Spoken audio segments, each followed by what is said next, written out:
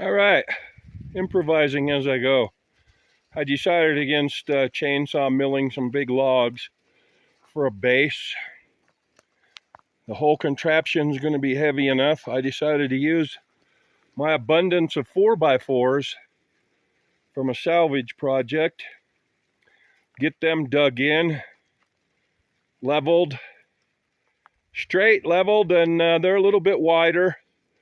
The track is about 30 inches wide. 4x4s are cut at 48, so that gives me a little room on each side. My plan is to set up the 4x4 tubing with the plates across the 4x4 wood. I can bolt the plates down, and that gives me shimming privileges under the plates, as well as shimming where the weld is going to be.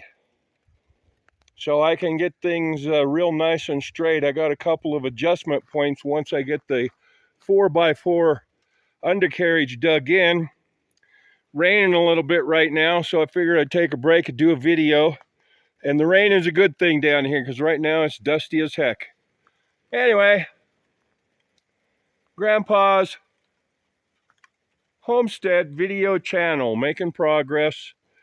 You know, there's no big hurry. I'm retired, so believe it or not, this is just fun for me. So anyway, signing off. Talk to you soon.